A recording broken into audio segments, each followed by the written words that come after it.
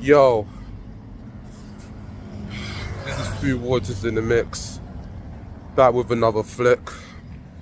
Peace, love and light to anyone that's viewing and watching this channel. Oh yeah, definitely some light, that's for sure. Look at the sun, man. Look at the sun, man. It's like, it's doing bits out here. Summer's coming up and all that. But yeah, definitely peace, love and light to anyone that's viewing and watching this video, vlog, and is just tuning into my channel. If you're viewing this on Insta, make sure you follow, as this is like a vlogging adventure on my Thru Walks Comes Knowledge channel, spelled COMEZ. And yeah, in case you didn't know, I'm just posting blazing Thru Walks vids or thoughts that just comes into my head every now and then, you know. So yeah, make sure you like, comment, subscribe on my YouTube channel. Keep you guys updated on a lot of stuff, you know. So yeah, this is Blazing Thru Walks episode 9. And the time is now 5:42 p.m. in Greenwich Mean Time. Alright. So first of all,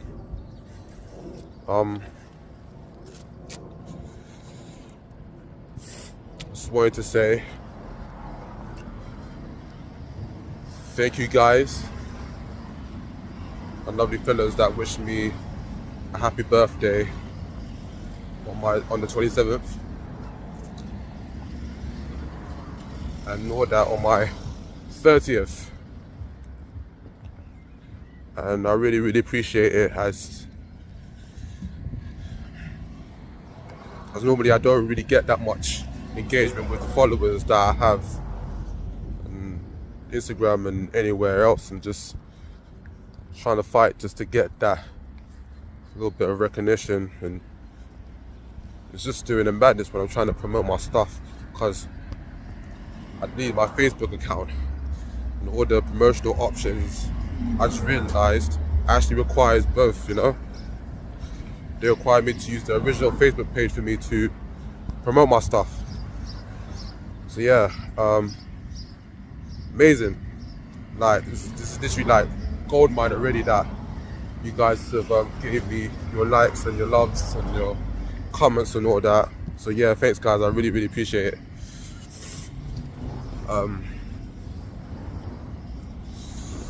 Now, about my 30th, right? So obviously I've hit the 30th milestone. Hit my 30th. Now, 30, in my opinion, is like the big man's age. What I mean, like it's really big.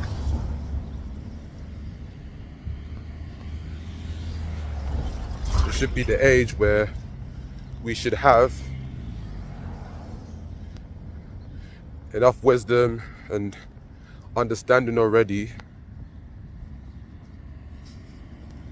to tell stories, like many stories about oneself, right? To tell to the kids, friends, families, etc. Learn that from children's shows, teenage shows, and still see that in adult shows, because even though the setting and the scene may be different, you know, it's still the same analogy, it's still the same setting, it's still the same idea of just telling the story.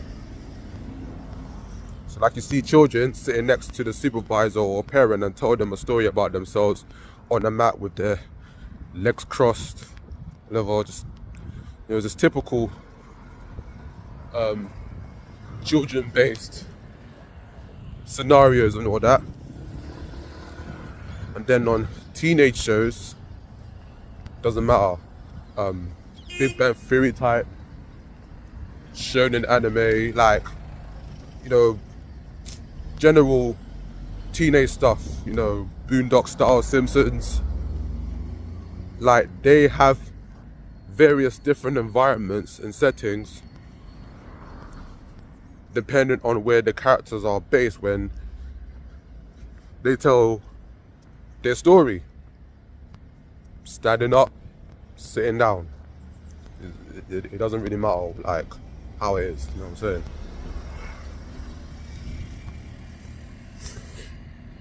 Now, everyone has a story. Everyone has a story, but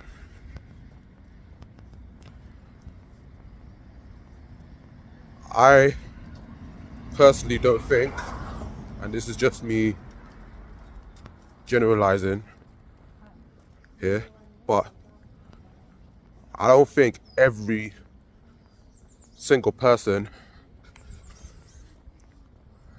has a story to tell.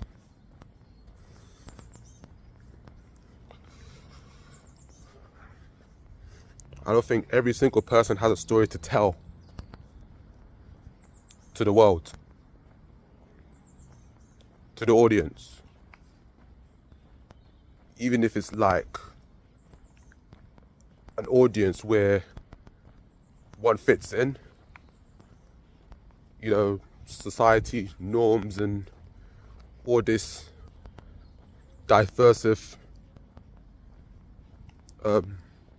cultural norms that people like, they just naturally tap themselves into, you know what I'm saying, like these stereotypical norms, you know what I'm saying, like even if they are set in those circumstances, I still don't think, not some of them, not all, I still don't think they have a story to tell to even them, even to the people that they, you know, they feel that they could relate to, you know, just, yeah. And honest to God, I was high key, and maybe not as much now, but I'm probably, it's still high key, one of those people. And whilst trying to keep it respectful and privy amongst the third party I care about, the reason why I don't have a story to tell, even if I were to mesh in with, you know, a group eventually, you know, like a societal norm group, you know what I'm saying? Like, because I came from a complicated, not complicated, but complicated in the sense where I constantly allow myself and my mind forcibly to try and gravitate to be within a society norm that I'm never going to be.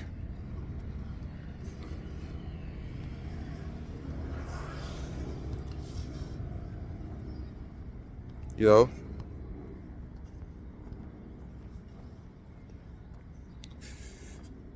The so-called neurotypical universe.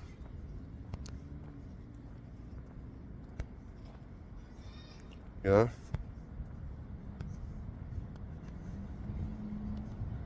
Maybe that's what it is. So-called neurotypical universe.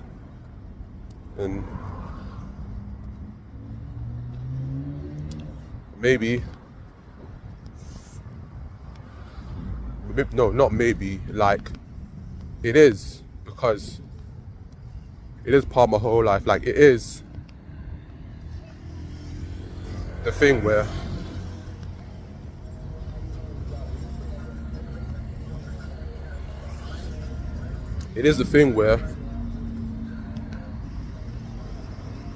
after assessing my whole 30-year run,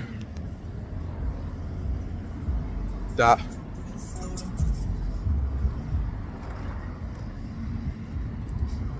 I'm just an anomaly. I'm on the anomaly side, also known as the neurodiverse universe. And in my mind, I was championing so hard from like school days, you know. I was championing so hard about hanging about with other kids that may not have the same social norms as I do. And I was pretty ignorant, honestly. I was so ignorant. I was a kid, innit? Like, I mean, I thought like, you know, when people just say these stuff to me, I thought like they were dickheads, innit? Standard. You know, not like, but they have like this sort of like dickhead inside them. They have their good side, but I just, you know, I could just tell, innit? You know what I'm saying? They have their own good sides, but, you know what I'm saying? But I'm just more used to like seeing their bad side, you know what I'm saying? When they call me stuff.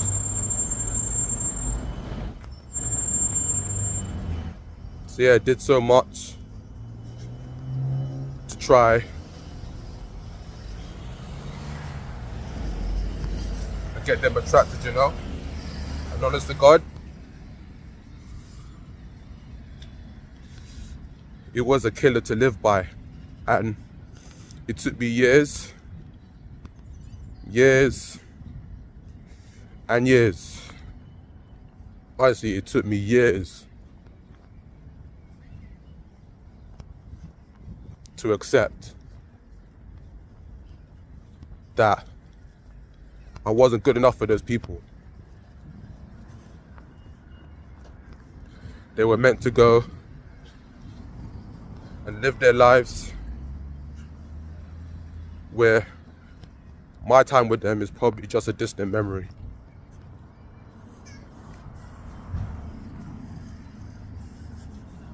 So I guess that's my little story being told right there, you know, without going in like too deep.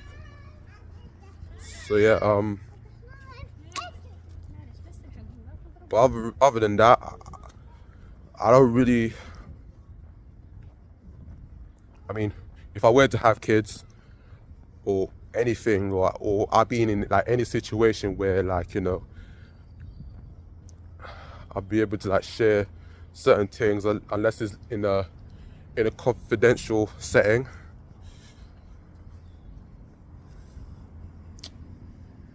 You know, I don't really have much to tell or have a lot of stories to tell because I've been through mad complications to tell it. Other than like my career, education, like, you know, what I've learned recently, those topics like that, like they're like cool. Like I can talk about that. What? Like a actual story from start to finish.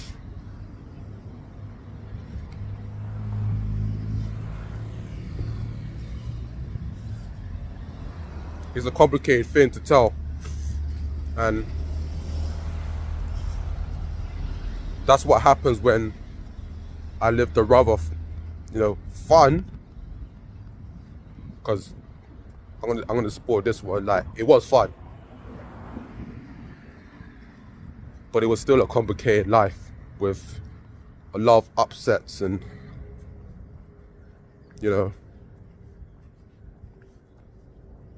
and it strongly feels like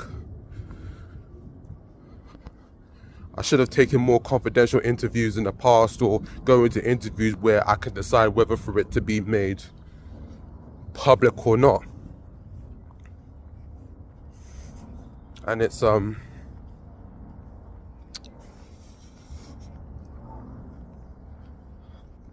maybe it's a sad truth, maybe it's not, but in my own, because it could only be the perspective of me, like, I think to some degree that it is a sad truth. A little bit. It's a little bit of a sad truth, you know what I'm saying? But I don't think it's the worst. I could have been in like worse circumstances, of course, but it's still a little bit of a sad truth that I'm going to live with.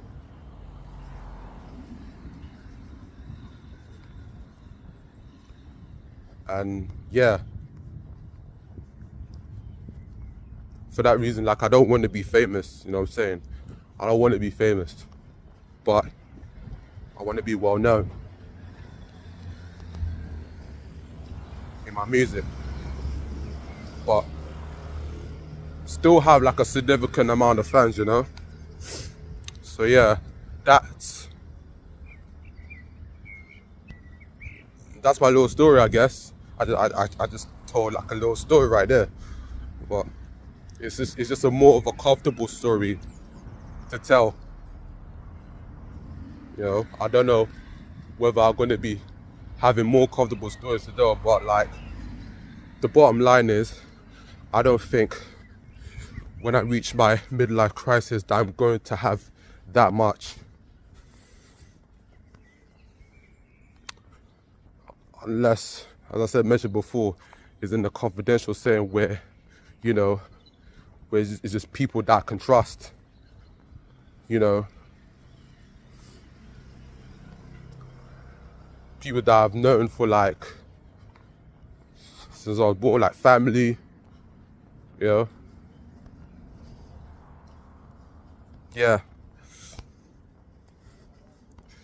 Family is pretty much all I got.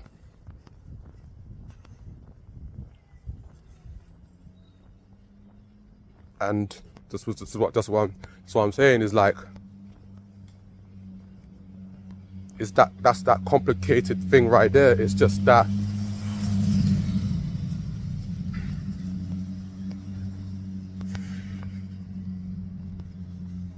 but yeah, anyway, so like my 30th was a heck of a show. And what I mean by a heck of a show, I meant that it took a different turn. And it was reflective.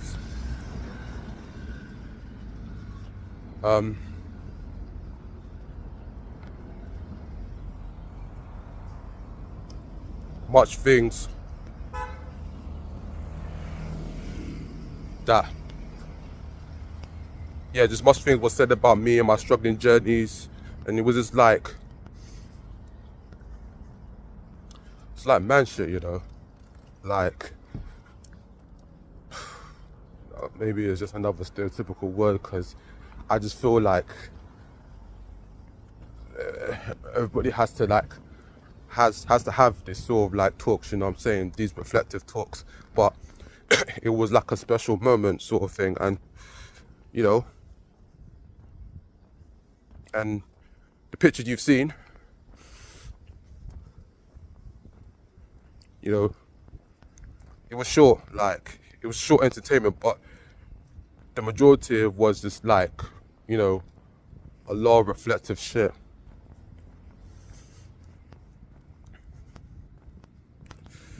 it was reflective, and it was a birthday that I had where I finally got the gist that I've already got 10 years left until midlife crisis hits, yo. 10 years left.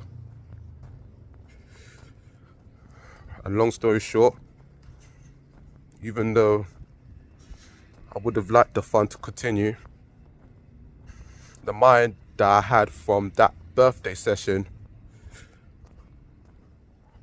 was, wait, maybe I worded that wrong. Like, the mind, that I had, when the gathering was done, was just filled with complications where, it just took its toll, you know what I'm saying? Like, to a point where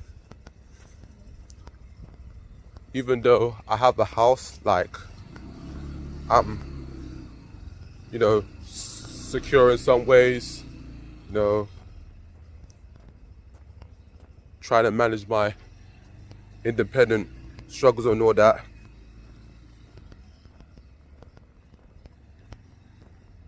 It was feel where I feel comfortable with myself, like, in that setting for like way too long. And I've only got 10 years left. Another 13 years until the average mind starts to decline, and perhaps even worse for the anomalies and the unidentified walking objects, or maybe it's just average, I don't know, but I think it's, if it's like a mental thing for the anomalies, normally it would be like twice as worse, or however worse, depending on their condition. So, with that being said, maybe it's high time to fully embrace the fact that I'm most likely on the spectrum of ASD. And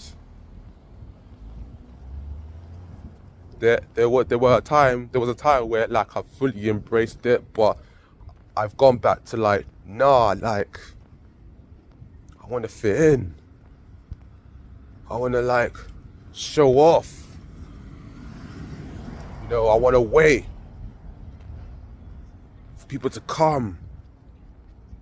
And this is the kind of part of me I don't want to do it. I've been left that. I've been not care about that like years ago. But truth be told, it took me a while for me to have that mindset, because it just doesn't work. So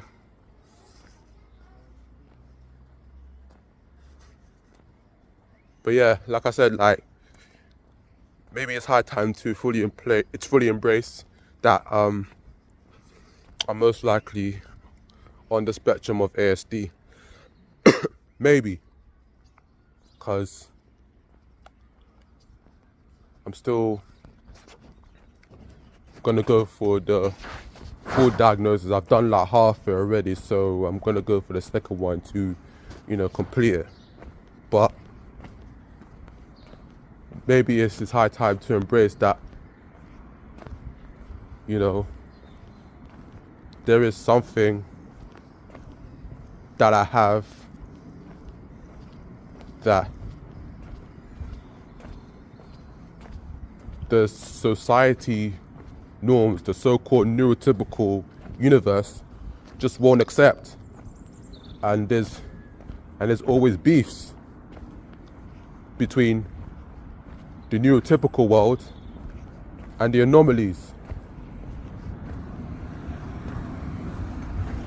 And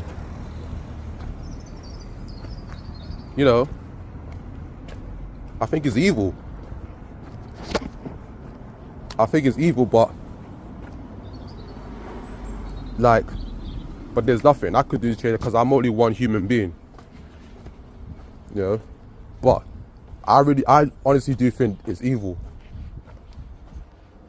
If that's what stereotypical people are doing to the anomalies,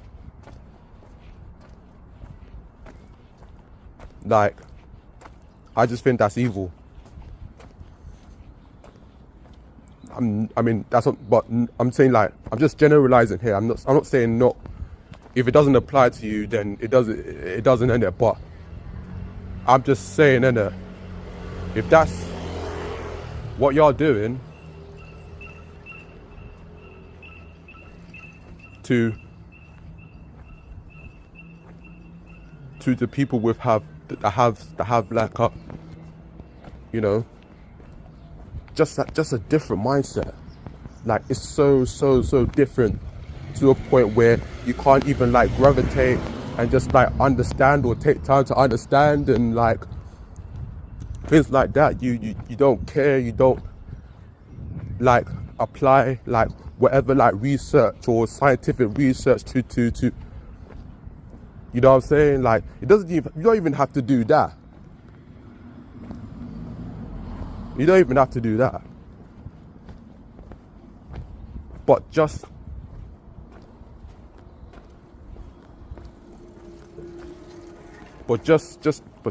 accept us. And if y'all don't care to accept us, if you only care about stereotypes and, you know, using pigeonholing tactics, then I think that's evil. I don't care. I think that's evil.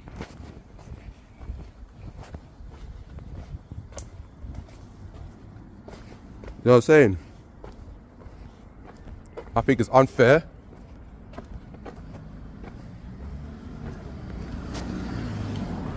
And maybe, you know, it is an unfair world. But I've always said to myself, if it's an unfair world, why don't we as a people make it fair? At least, why don't we as a people try hard to match the balance of the world, to match the balance of how the world is? I think it's sickening. I really do think it's sickening. But, okay, labeling terms now. You know, you already know how I feel with labels. But hypothetically, let's just say, like, I'm gonna go with the labeling terms right there. If I support it, like, I'm possibly on the spectrum, and I'm guessing it's okay to say it since it's cool. Everyone is coming out, sharing their diagnosis online, from which, you know, it used to be a privy thing before because of the so-called neurotypical powers that be and the expansion of the internet and social media. And long story short, I made mistakes within myself and to so many people, light or harsh, from when I didn't have that wisdom early. So, labeling term number 2. Now, you know how I believe in labels, but again, going by the words to say if I do believe in labels. So, label number 2, I'm officially an oxymath. So,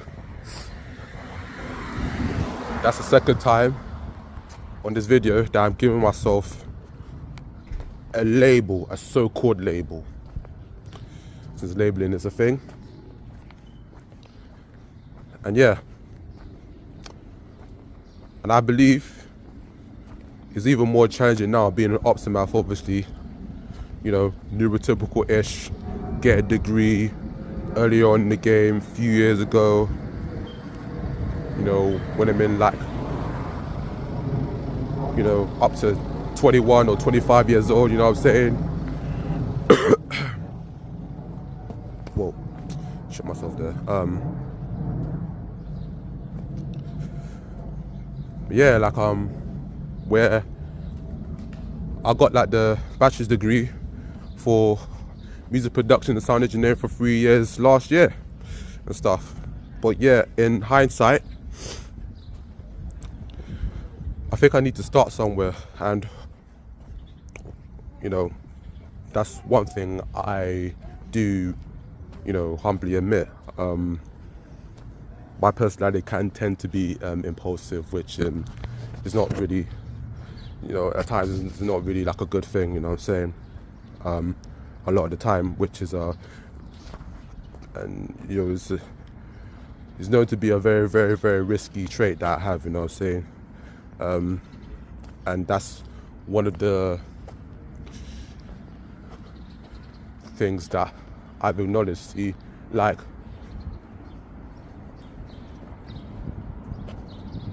yeah, maybe I should do another video. That's the difference between like of how I feel about, you know,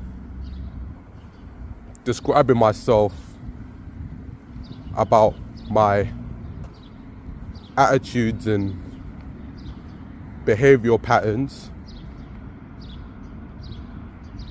in a way that it doesn't really have to evolve like a typical label, and how I feel if, you know, just because I've had that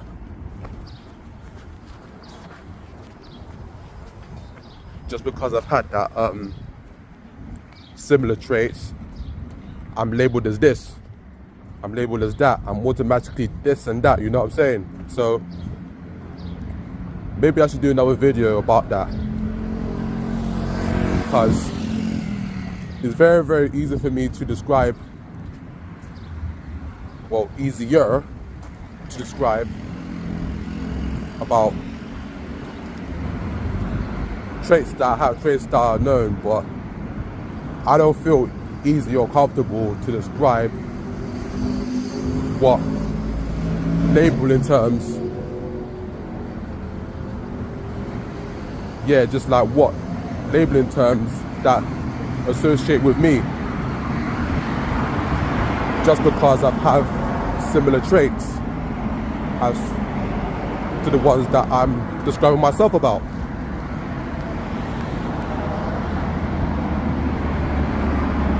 But anyways, my impulsiveness, like, regardless of however you want to label me, this, that, and the third, but I know my impulsiveness is one of the struggles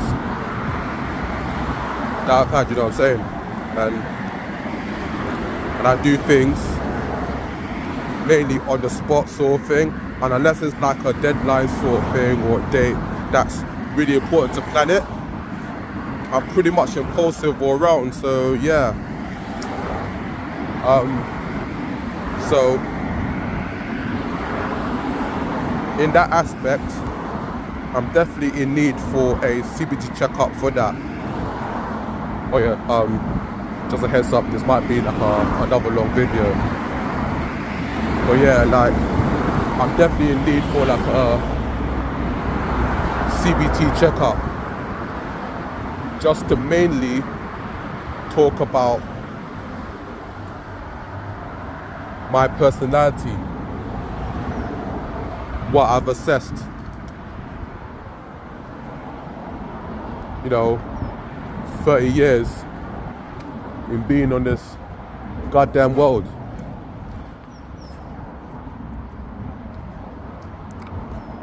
You know? And yeah, maybe there is such a life story of, this might be a dead end, you know, but yeah, maybe it's just it's such a life story of, you know, different cities. We get sectioned as life goes on, and there might be more labels made by man that people can come and develop. God knows how many they are developing in 2025. But I don't really care to know, because again, I still don't believe labels define everything that a person is. And I think it's a fact, actually. But if they do come up with labeling terms, it's definitely going to be more technology related. I could say something like a Stephen Hawking type, like having a technology related disability or difficulty where people that are born have to communicate through a technological equipment perhaps for the rest of their lives.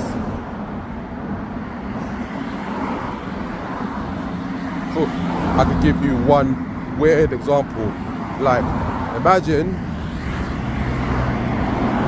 your own life support, your own mind, your own soul communicated through a video game console.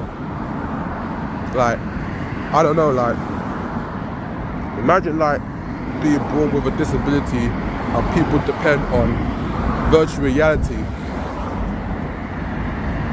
a video game that requires virtual reality as their life support.